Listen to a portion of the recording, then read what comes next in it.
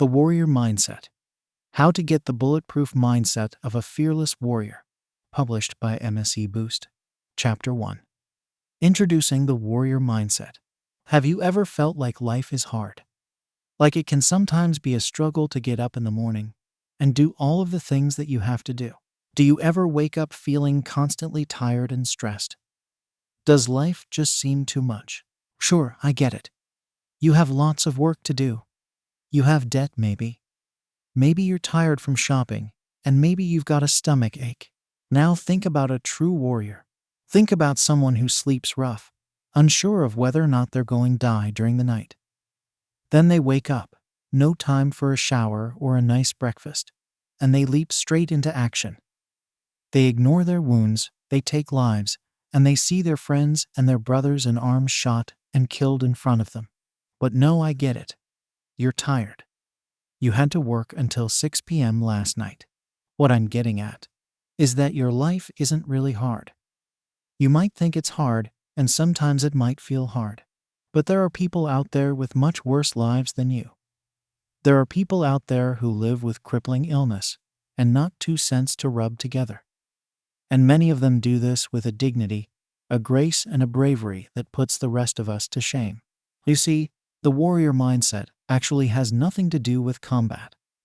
In fact, the hooligans that start bar fights and that think they're hard for starting fights are about as far from true warriors as it gets. Ask anyone who has seen real combat if they would want to risk their health and waste their energy on looking for trouble. The warrior mindset is different. This is about knowing what you want and going for it. It's about being hard, and it's about not letting little things get you down. It's about pushing ahead with what you know is right.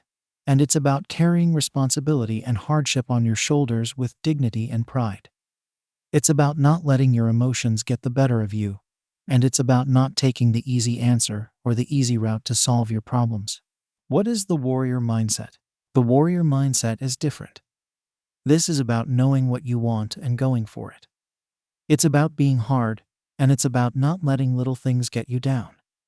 It's about pushing ahead with what you know is right, and it's about carrying responsibility and hardship on your shoulders with dignity and pride.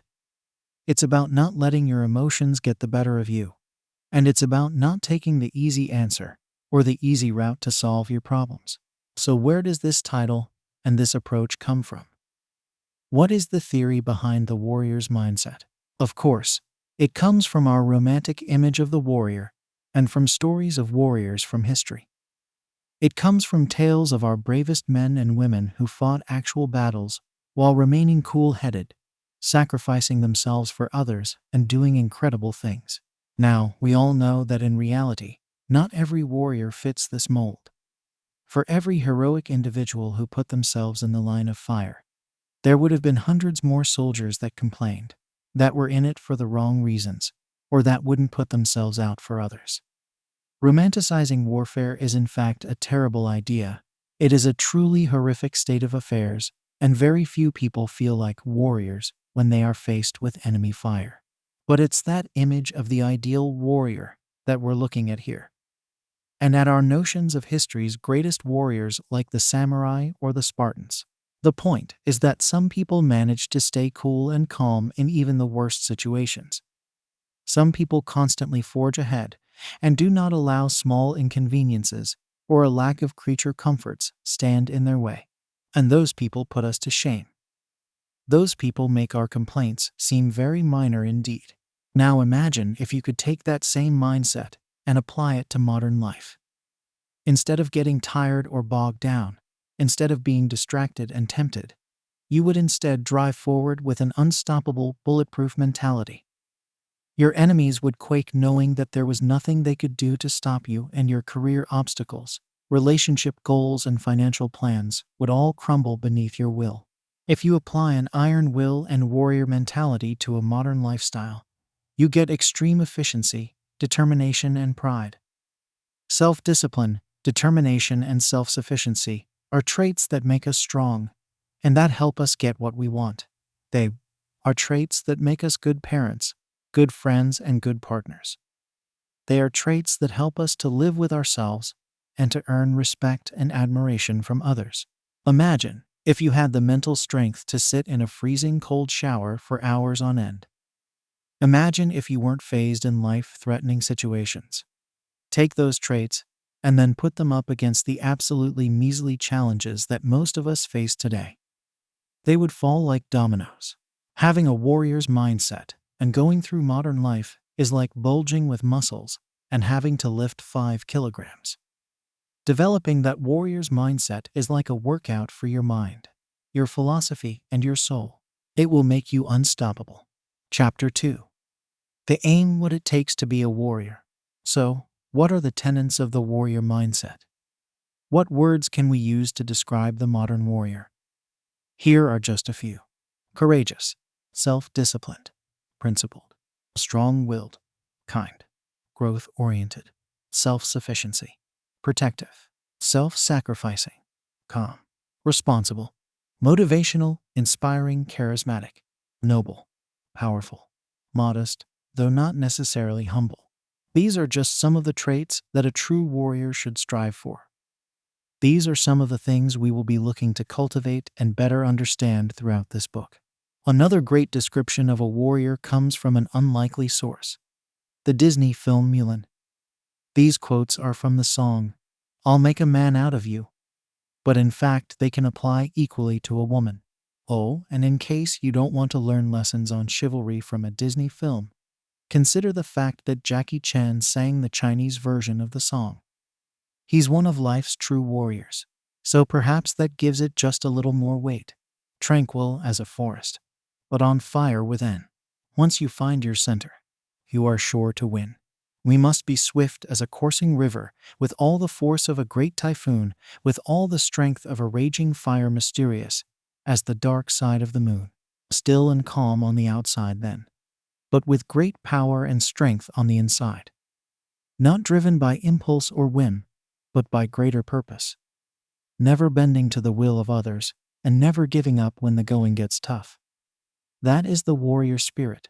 You probably don't live on the battlefield, and you probably hopefully will never need to see combat, although this book will ensure that you are ready in case you ever do.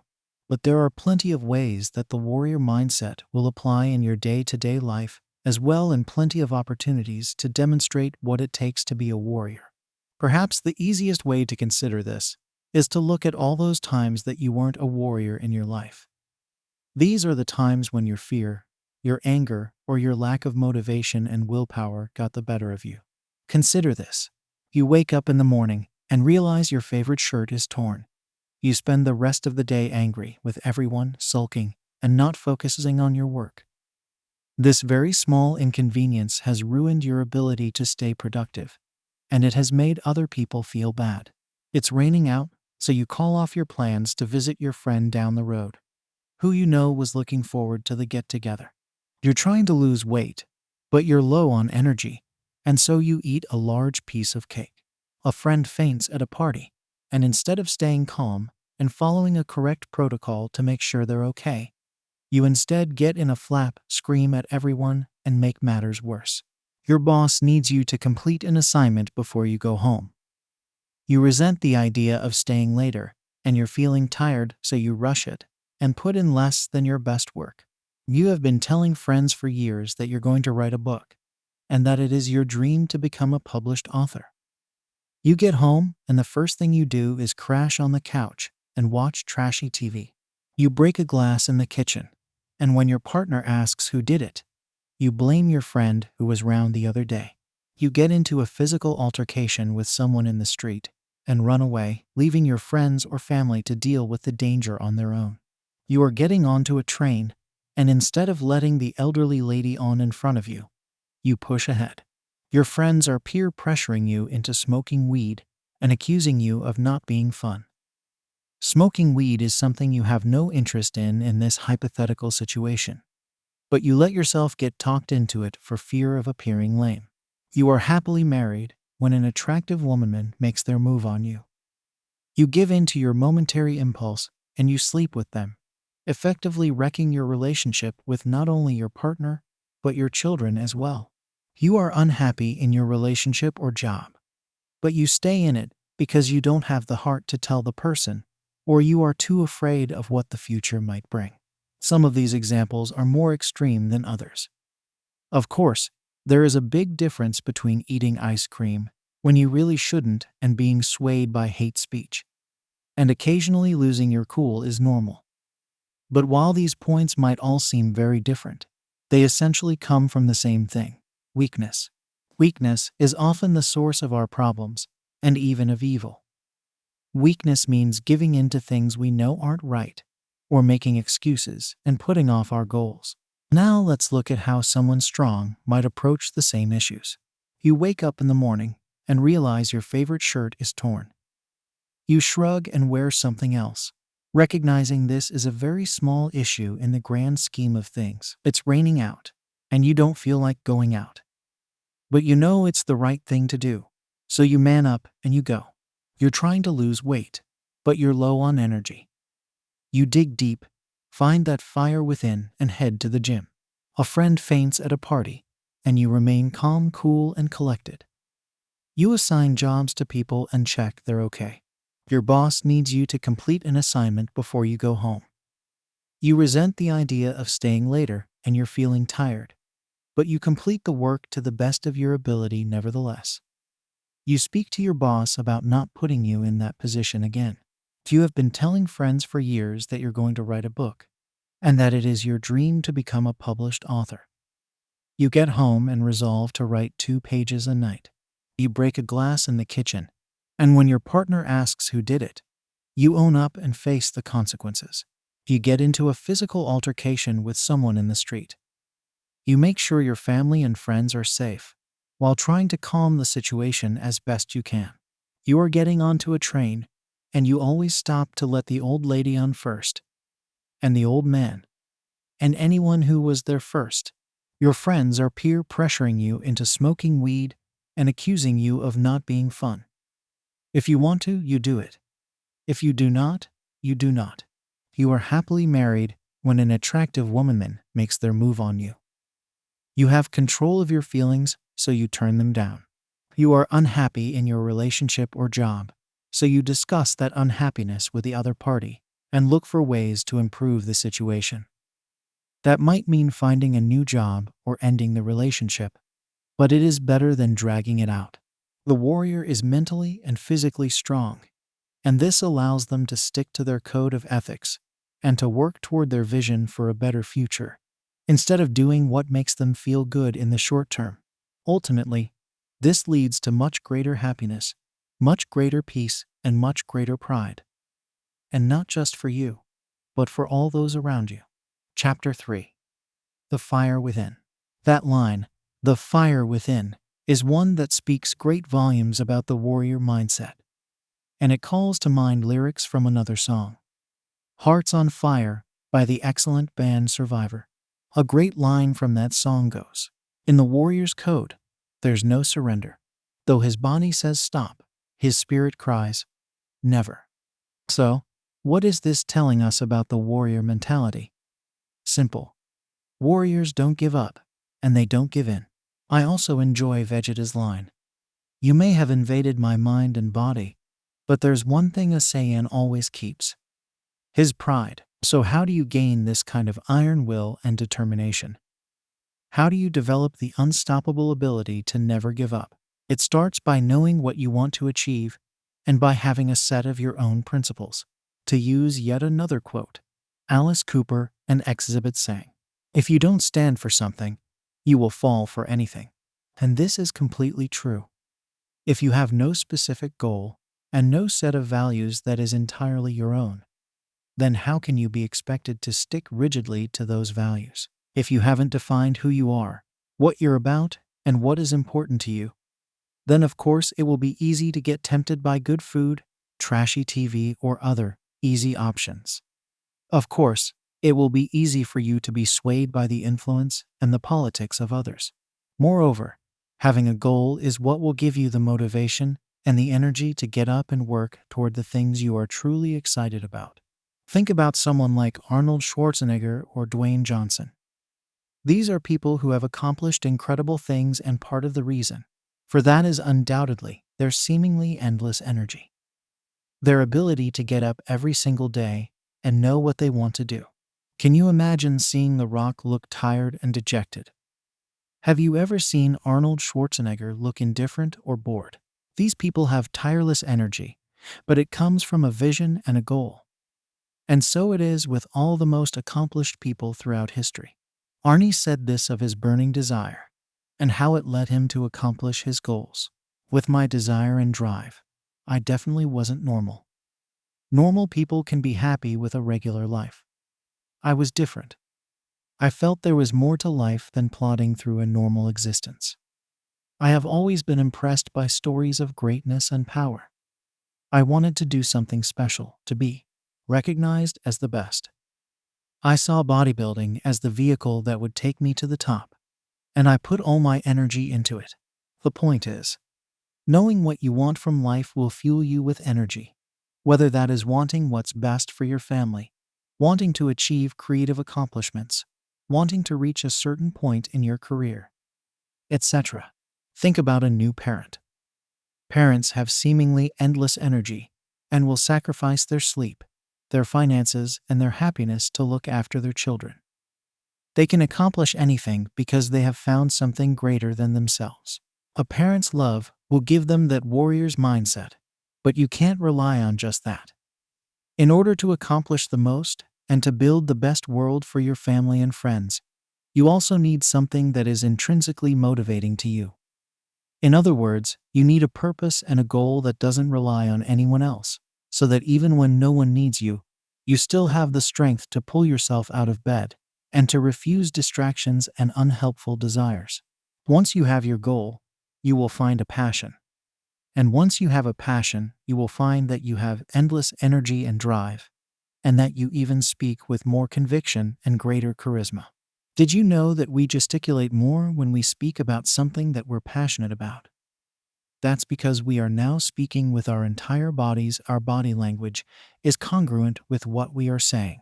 And did you know that when people see us speak in that way, they actually rate us as more charismatic, more inspiring, and better leaders? When we really believe in what we are saying, we will be more efficient at getting others to believe it. This is how movements are started, and this makes us far more attractive and magnetic. And with your goal and your objective, you will better be able to make decisions and to avoid unnecessary distractions. You will be more decisive, and you will be more impressive. Why? Because you can consider every decision through the following lens. Does this help me to achieve my goals? If the answer is no, then you do something else. What career path should you take? The one that helps you to achieve your overarching goals. What party should you vote for? The one that helps you to fulfill your vision. Historically, you had your samurai and your knights. A samurai's training went to great measures to ensure their loyalty to a shogun, a master samurai. They would be willing to die for their shogun, just as a king's knight would be willing to die for king and for country. Today, though, this is dangerous thinking. We are all too aware that our politicians are flawed, and we've seen how blindly following a leader or a set of beliefs can lead to terrible atrocities. So, what we need to do instead is to create our own set of values and principles, rules to live by, and a goal or a vision to strive for. This can change, but we must never let others force us to act against our code. Unfortunately, there is no objectively correct way to approach life. We don't know why reality exists, what is waiting for us on the other side, if anything, or what this. The point of the goal is to have something that is greater than yourself, something worth fighting for. This single-mindedness is something that was central to the psychology of all of history's greatest warriors, though it took meaning of life is. Therefore, it is up to each of us to make our own way by assessing our own values, principles, and rules to live by. So, let us start with finding a goal, something greater than yourself to strive toward. A purpose that you will be an instrument in accomplishing. So this might mean that you set about changing the world for the better. Maybe you want to put an end to world hunger. Maybe you want to help slow down global warming. Or perhaps you are interested in becoming a rock star or a musician. Maybe you just want to get rich. No goal is wrong. It is simply having a goal and something to be passionate about that will give you the fuel and the fire to keep going no matter what. Goals start with visions. So visualize the way you want life to be 5 or 10 years from now. Picture where you are, what your surroundings are, who you are with, what you've accomplished. This should be a vision that makes you excited and energized your perfect life. For inspiration, consider the times in your life you were happiest. Consider what you wanted to be as a child and picture some of your role models and what you can perhaps learn from them. This is what you will picture in order to drive yourself toward change and toward greatness. This is what will get you out of bed in the morning. And then on top of that, you are going to structure yourself goals smaller, more measurable steps that will help you to reach that point. On top of this, you will build your own code of ethics. Your idea of what you consider to be living well and doing the right thing. Again, this doesn't have to be your conventional set of rules. It might be that you don't agree with some aspects of the law. Some well-known philosophers are known for views that stray from conventional ideas about ethics and morality. Take Ayn Rand, for example, who believed that morality comes from what makes them happiest. She said, "Man has no automatic code of survival. His senses do not tell him automatically what is good for him or evil, what will benefit his life or endanger it, what goals he should pursue, and what means will achieve them, what values his life depends on, what course of action it requires. Man must choose his actions, values, and goals by the standard of that which is proper to man in order to achieve, maintain, fulfill, and enjoy that ultimate value, that end in itself, which is his own life." She believed that individual morality should be based on what makes that individual happiest. That means working on things that you love, improving yourself, and protecting the ones you care about, who in turn make you happier.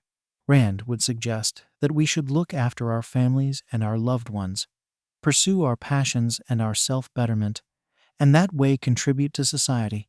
Whatever you believe your code to be, you write it down and then commit to stick to that code. That way, you won't be persuaded by other people. You will be able to fight for your values, and people will know where they stand with you. That said, you also shouldn't be afraid to evolve and adapt your ideas over time. That is why it is so important to keep reading and keep learning. Keep up to date with politics and what is going on in the world, read philosophy, and reassess your values. There is no value in sticking to one set of goals or principles indefinitely and refusing to readdress them, as ultimately this becomes a lie as much as any other. You should not vote a certain way because you have always voted a certain way. And you should not be afraid to reassess the way that you feel about certain aspects of your code. The point is that you will not break your code of conduct while it exists. You have standards to uphold, and the simple act of upholding them will make you a stronger, braver, and more impressive individual. And note that in the ideal scenario, there should be some interplay between what you believe, your personal code of ethics, your goals, and your political views. Hopefully, you have a vision for where you think the world should go, what you think life should be like. Your goals are there to help you achieve that, while your code of ethics should also ensure that you don't miss the trees for the forest. All this results in you becoming a person who knows what they believe and who knows themselves. And when you know that, you will be a greater and more powerful individual. Chapter 4. Overcoming Fear.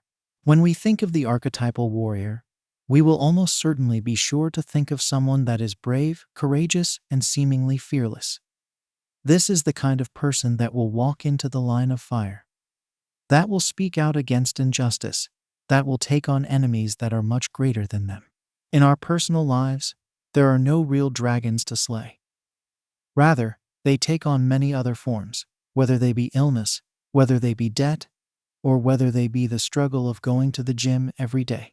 If you're a fan of reading self-help literature, then chances are that at some point you will have written down your goals.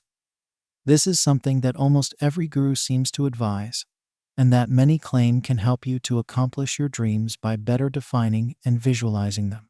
But in Tim Ferriss' 4-Hour Workweek, this advice is turned on its head somewhat.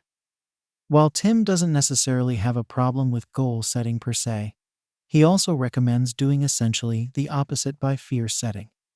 And he claims it can do a great deal more than goal setting when it comes to realizing your aims and getting more from life. The general idea behind fear setting is that you're defining the fears that are holding you back so that you can face them.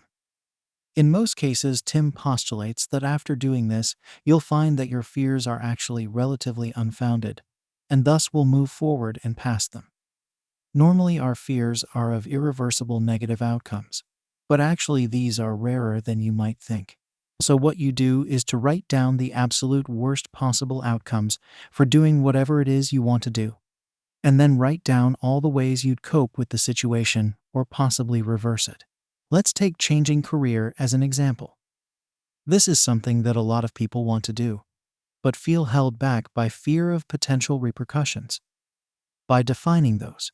So if you were going to write down the worst possible outcomes for changing careers, it might well look something like this. I might leave my job only to fail to find another job. I might be unable to pay the mortgage and thus be forced to move home.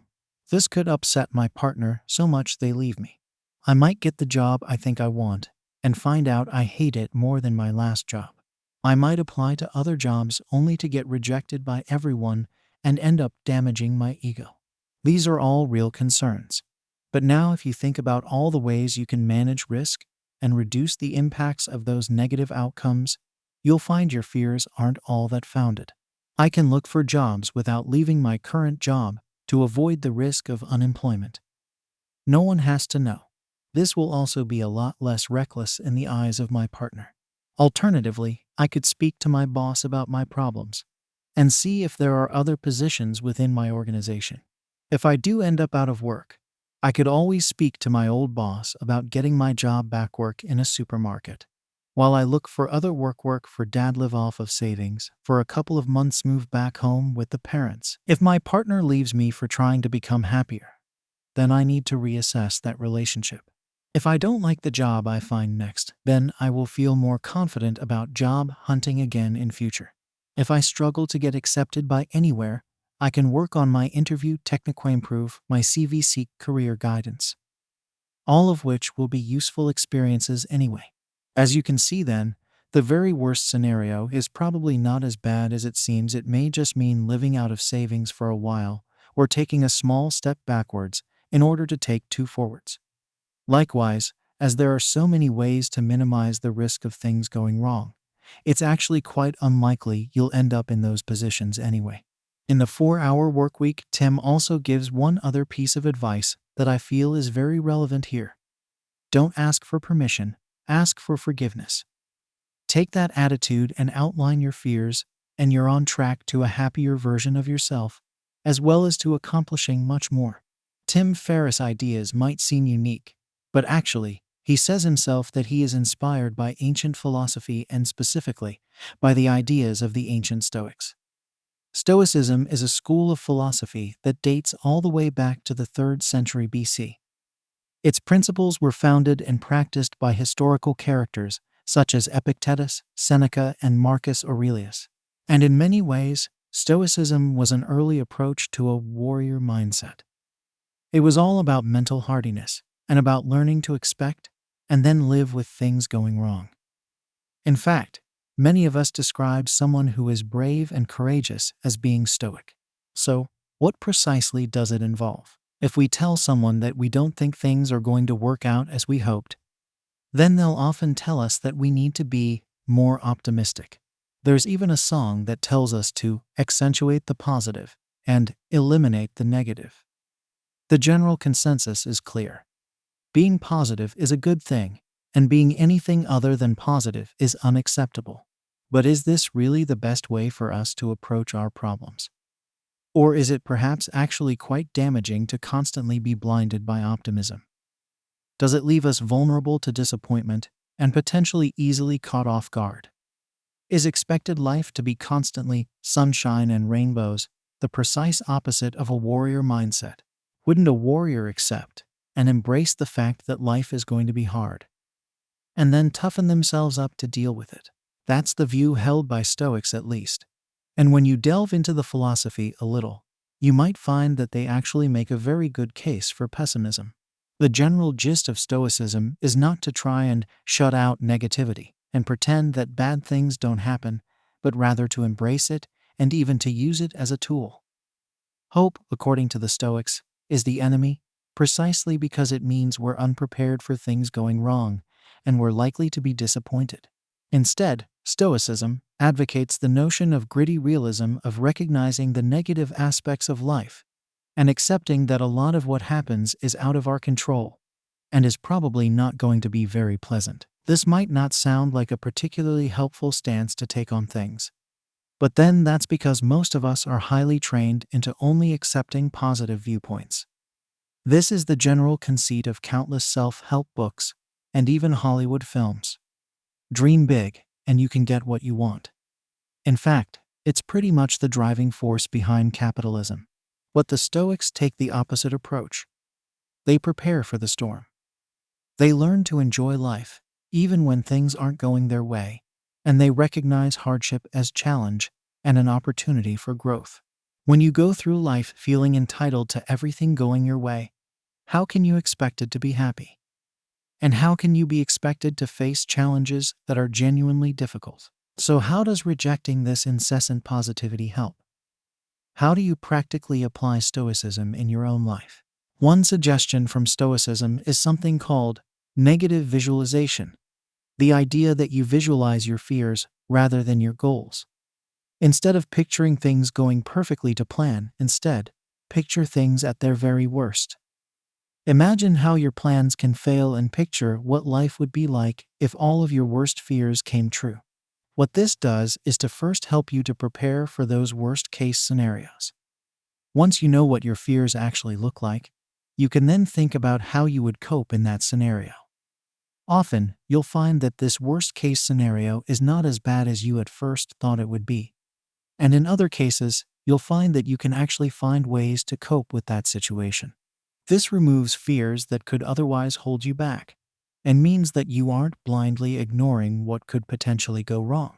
If this sounds familiar, then that's because it's precisely the same concept that helped Tim Ferriss to come up with his fear-setting technique.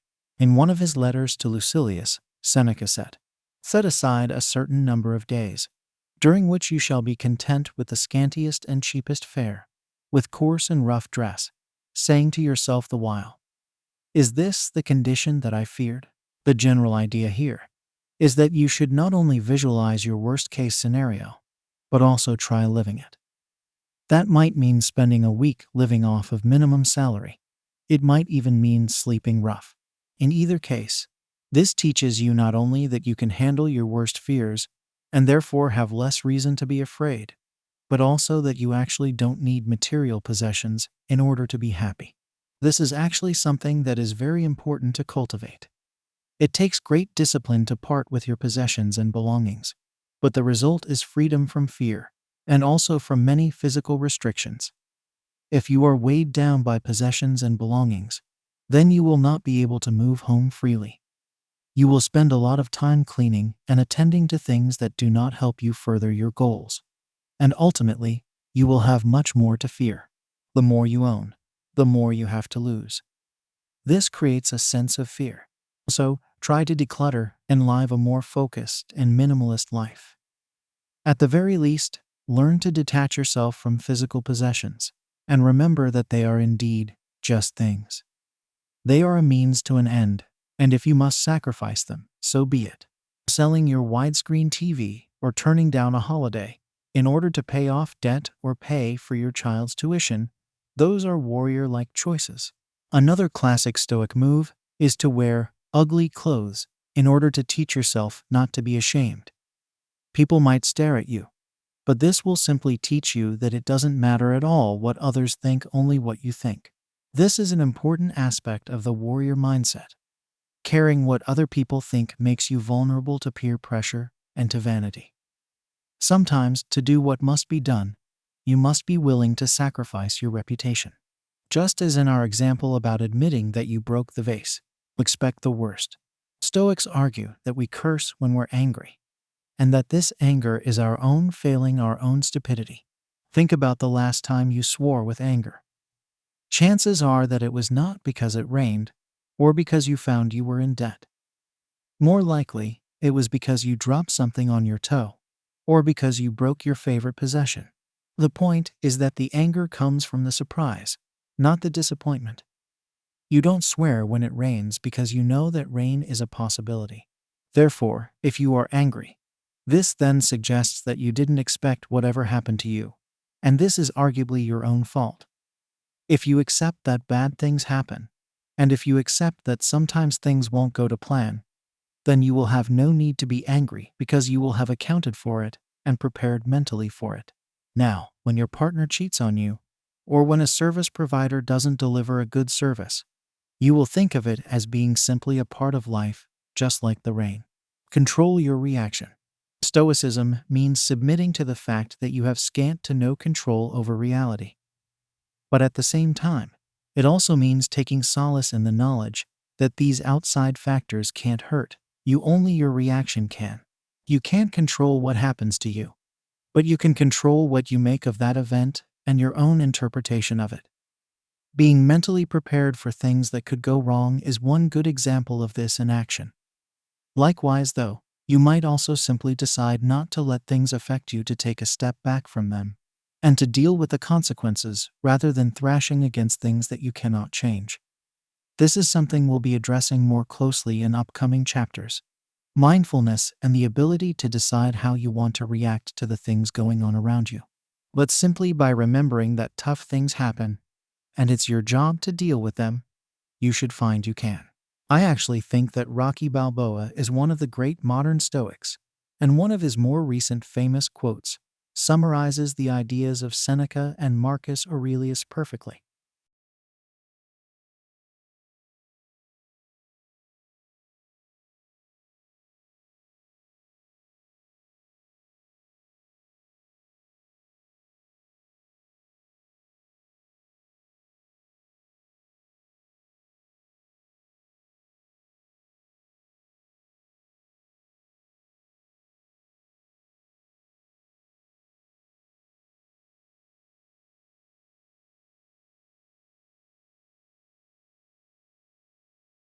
Here's a quote from fiction, a book I wrote several years ago. This line was spoken by a reckless character in the story, and was never meant to carry much weight. But I found that as I thought about it, it was actually surprisingly true. Those that fear death fear life. It is true that if you live life in fear of death, then you will be permanently cautious. You will not take risks, and you will not live life to its fullest as a result. So, what is the solution? Do we put death out of our mind? No, it would be better to come to terms with it, and in Stoic fashion, simply accept it as a reality. And this mirrors the way that the samurai would approach their lives too. Here is a quote from Edo Samurai Dodoji Yuzen, which can be found in the book Code of the Samurai. One who is a samurai must before all things keep constantly in mind the fact that he has to die. If he is always mindful of this, he will be able to live in accordance with the paths of loyalty and filial duty, will avoid myriads of evils and adversities, keep himself free of disease and calamity, and moreover enjoy a long life. He will also be a fine personality with many admirable qualities. For existence is impermanent as the dew of evening, and the hoarfrost of morning, and particularly uncertain is the life of the warrior. Remember your goals and your vision. Work toward them. Stick to your code. Try to make a difference and focus on what you leave behind. That might mean protecting your family, even when it means putting yourself at risk. Or it might mean taking chances in order to chase after a bigger goal. Chapter 5. Growth Mindset. In the last chapter, we looked at the importance of overcoming fear, even overcoming a fear of death. And similarly, it is equally important to be willing to be uncomfortable and to experience small amounts of hardship. How can you lose weight if you are afraid of dieting? How can you expect to progress in your career if you shy away from hard work? But this is the reality for many of us. We are simply unwilling to do things we don't want to do, or to put up with hard times. We have become exceedingly weak, and it is ultimately making us unhappy. Why we have become weak. Consider your dog and compare them to a wolf. If you don't own a dog, consider one you know. Look at the differences. Your dog might be loving, loyal, and fun, but it is entirely dependent on you. It wouldn't survive a day in the wild, and it's certainly not a warrior like the wolf is. Why not? Because it has been domesticated. And that, my friend, is your problem as well. We have not only become domesticated, but we have also become lazy, spoiled, and overly indulged. In modern society, everything is disposable, everything comes easily, and we never have to wait. Hungry. Order a takeaway. It will be with you in 5 minutes, and it will be packed with salt and sugar, so you feel a rush of reward hormones. Horny? Watch some porn. Bored? Turn on the TV and laugh at someone falling over. Need information? Just ask Siri. Want to get into better shape? Nah, that seems like a lot of effort. Being so constantly indulged in whatever we want means that we find it harder than ever to put in effort when it is needed. Why would we put in effort when we can have so much so easily? And likewise, when we are used to getting whatever we want, we feel absolutely distraught when the shower doesn't heat up properly. And here's the thing. In the wild, you would have only had cold water to wash in. Eating would have required hunting or foraging in the rain while avoiding predators. You could be so much stronger and so much tougher mentally and physically. But as we're fat, lazy, and low on motivation. How to get tough. So with that in mind, how do you go about getting tough? The first thing you need to do is to try living with less. We discussed this already in our post on Stoicism, but traveling is a fantastic way to accomplish the warrior mindset. That means traveling and staying in hostels, not booking hotels the night before, only taking a few clothes. I have been on a few journeys like this myself. I went on a trip around Europe and took only a backpack to get by. I remember lying at a train station in Poland in the snow, unable to read the signposts despite my Polish heritage, and not knowing when the next train would come, or even where I was. This was before data roaming or 3G, so that was out of the question too. Then I found a little cafe and managed to order some tea with milk, rather than with a lemon, as the Polish generally drink it. You know what? I felt actually bliss drinking from that polystyrene cup.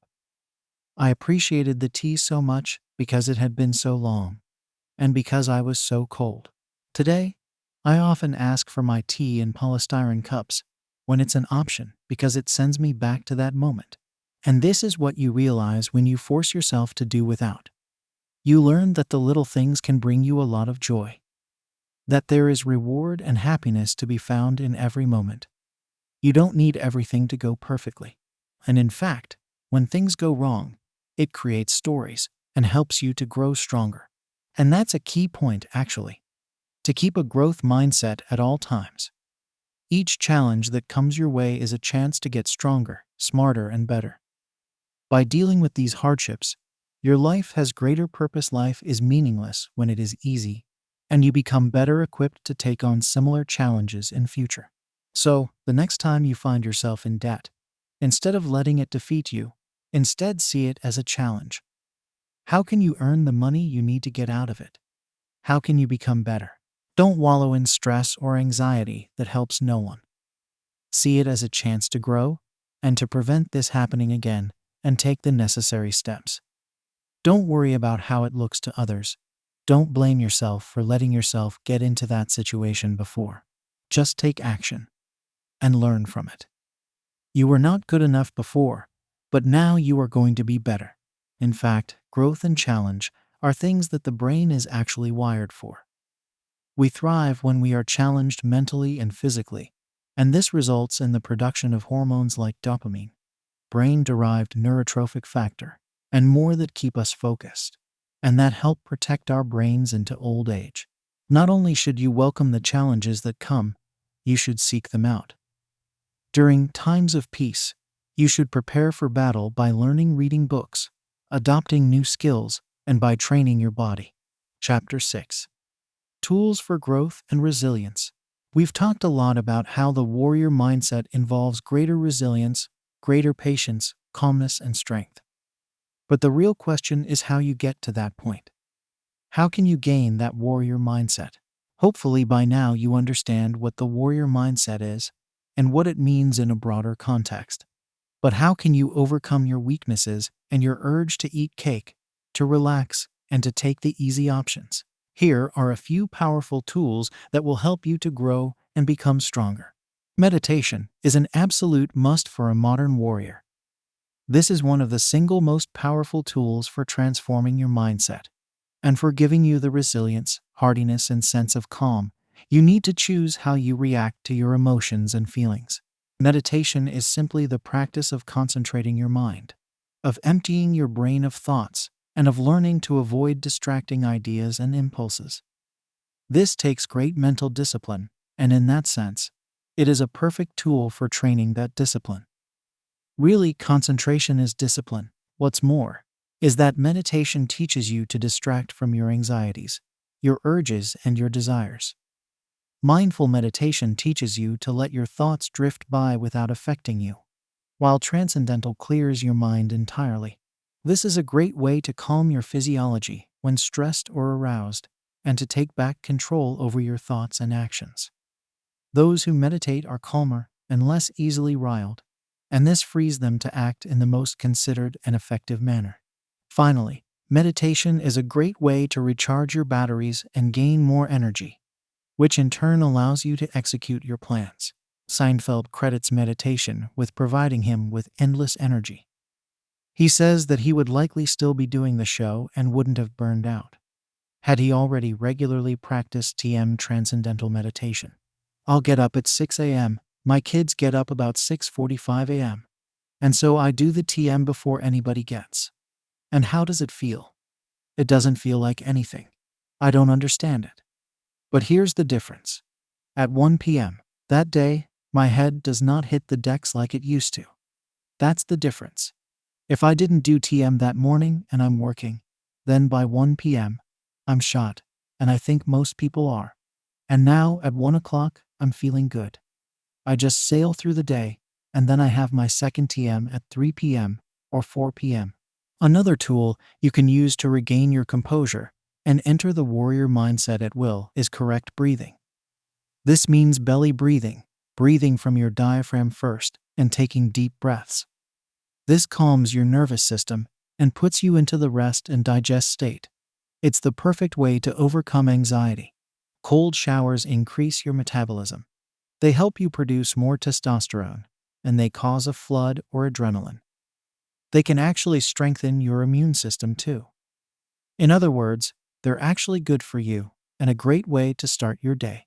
But at the same time, they hurt and they suck. This is a terrible shock to the system, and it's the last thing you want to do, which is precisely why it is ideal for your warrior training. Taking cold showers requires incredible mental discipline, and if you can force yourself to do this every day, then you can achieve just about anything. And as a fun fact, Hugh Jackman said that he used cold showers as a way to get into the mind of Wolverine for the X-Men movies. Now there's a warrior that you could afford to be more like. What do all the warriors through history have in common? They are not just mentally tough, although that has been the focus of this book. They are also physically tough. This is very important because physical toughness gives you the strength, the resolve, and the power to be confident, and to make a stand when you do need to fight for your values. It is important where possible not to fight, but actually, being formidable physically will help you to avoid the need to fight. Not only that, but it will give you the ability to protect the ones you love. And both martial arts and weightlifting will help you to grow, while also instilling great self-discipline. To increase your chances of succeeding on your journey, take up a martial art and endeavor to hit the gym 3 or 4 times a week. As Socrates said, no man has the right to be an amateur in the matter of physical training. It is a shame for a man to grow old without seeing the beauty and strength of which his body is capable. Chapter 7. Applying classic warrior principles to business and life. I always thought it was something of fashion statement for businessmen and women to carry copies of The Art of War by Sun Tzu. I understood their claim that it was relevant to business strategy, and that many of the ideas are still relevant, but it all seemed a bit fanciful to me. More like vanity and posing. How could a 1,000-year-old treatise genuinely be relevant to today's world of computers and mobile phones? That was until I began to practice the warrior mindset, and quickly realized that it actually is highly relevant. Sure, it won't teach you to use M-Sword, but in terms of marketing, leadership, and the management of resources, it is still very useful. These ideas and suggestions are timeless, and can be applied in almost limitless situations.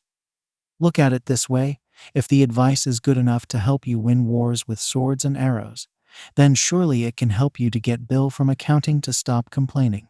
With that in mind, I present some of the best quotes and lessons from the book that you can take with you into the office and us to inspire more loyalty and productivity.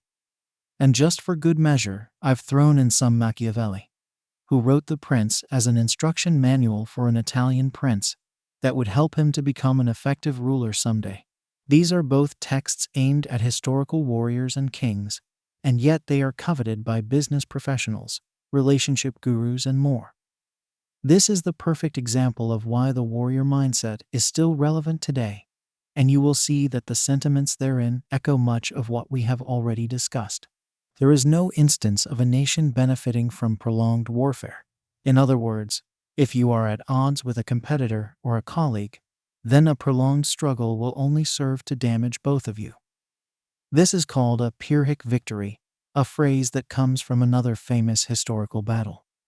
By the end, even if you win, you will have damaged your reputation and wasted your resources so that you're left with nothing but a Pyrrhic victory. Instead, then, see if you can't turn an opponent into an ally and find a way that you both can benefit instead. Remember, the warrior chooses their battles wisely. The warrior mindset is not about being aggressive and reactionary. It is about being poised, forgiving, and powerful enough to not need to lift a finger. This then explains another of Sun Tzu's quotes. The supreme art of war is to subdue the enemy without fighting. This is highly relevant to modern warriors, truer now than ever before. Opportunities multiply as they are seized. If you wanted an example of how the art of war can directly apply to business, then this is it. How much more perfectly could you want this to describe the process of making investments? You have to spend to accumulate. Remember how Arnie chose bodybuilding as a path and a springboard to greater success. You can similarly choose wisely in order to yield incredible results from simple starting points. Know the enemy and know yourself. In 100 battles, you will never be in peril. This is an obvious one that rams home the importance of both researching the market and looking at your own feedback in order to ensure you are best prepared to take on the competition. In case you thought Sun Tzu only glosses over obvious points, though he goes on to expand. When you are ignorant of the enemy, but know yourself, your chances of winning or losing are equal. If ignorant of both your enemy and yourself, you are certain in every battle to be in peril. Outside of the office, we have already discussed how knowing yourself will allow you to form your own rules and your own goals and objectives. The general who advances without coveting fame and retreats without fearing disgrace, whose only thought is to protect his country and do good service for his sovereign, is the jewel of the kingdom. This is the kind of employee you want. Keep an eye on those who bring too much ego to the workplace. This is the kind of employee you need to be. And this perfectly echoes Seneca's views on living with less earlier on. Remember, in this case, you are not serving your country or sovereign, but the higher purpose and values that you chose for yourself. Victorious warriors win first and then go to war, while defeated warriors go to war first and then seek to win. Planning is everything. Before you bring your product or service to market, your success or failure is a foregone conclusion, so make sure you've tested the waters and researched thoroughly. And again, this speaks to the calm and calculated nature of the warrior, The warrior does not rush in headlong, despite their control over their fear. Whosoever desires constant success must change his conduct with the times. This is particularly important to note if you run a large organization and are in danger of resting on your laurels. Be thinking one step ahead at all times if you want to avoid the same fate as Kodak. This echoes the sentiments we discussed earlier too, about being willing to change your principles and adapt where necessary. But this should come from within, not from without. Men ought to be well treated or crushed, because they can avenge themselves of lighter injuries, of more serious ones they cannot. Crushing your opponents and employees may not be encouraged in ethical business. Interestingly, Sun Tzu is actually much more pacifist than Machiavelli. But the point is still valid. Don't make enemies, then give them time to lick their wounds. As far as possible, the warrior should avoid combat and confrontation. They should seek to please everyone and find the most mutually beneficial outcome. However, if you do decide to engage in competition or combat, then you must act with finality. The wise man does at once what the fool does finally, i.e., time is money and indecision is a recipe for failure. Entrepreneurs are simply those who understand that there is little difference between obstacle and opportunity and are able to turn both to their advantage. This is far more literal than you might think. Opening a tin of beans easily. Challenge or opportunity. This is similar to the ideas we discussed earlier about seeing challenge as a chance for growth. And how crazy is it to think that Machiavelli might have had such relevant and useful advice for modern entrepreneurs? Yet more proof that the warrior mindset is timeless and just as important today as ever before. Anything can be approached as a warrior. I highly recommend reading these books as part of your evolution and your journey to becoming the best version of yourself. They belong on every warrior's reading list. Chapter 8. Taking a Harder Road. We're reaching the end of our journey together now, but yours is only beginning. It's time to start putting yourself out there, testing yourself, growing, taking on challenges, and deciding what's important to you. It's time to stop fretting the small stuff, to cease the creature comforts, and to embrace a more challenging and demanding life, because that's where the value comes from, and that's what will make you great. But a word of caution before you go. This is going to be tough. You are going to find that sometimes doing the right thing and ignoring your emotional response means saying things people don't like. Sticking to your principles will mean upsetting the apple cart. Forgetting how you look will lead you to sometimes be shunned. Forgetting physical possessions will leave you sometimes feeling destitute. But if you know yourself truly, if you know your goals, you know what you want, and you know the principles you want to live by, then you will know the right things to do, and you should have the strength to do them. And that means living with the consequences. And that is the last lesson I want to impart upon you. Be willing to face the music. Be willing to put yourself out there, take risks, and then face the flack that comes your way. This all follows on from the lessons on stoicism, minimalism, and fear that we have already considered. But it is highly important. As soon as you learn that sometimes you'll get things wrong, and you accept and learn to deal with the outcome, you'll find that you become a more decisive and more efficient individual. People who are afraid to make the wrong choice and who don't want to upset anyone will never be able to make decisions. They'll always be on the fence, and they will lack conviction. That's not you. You are a warrior, and that means you need to follow your own path and face the consequences as a mature adult. You will ask for forgiveness and not permission. And if you don't get it, as long as you have done what's right by you, then you forge ahead anyway. You are the warrior.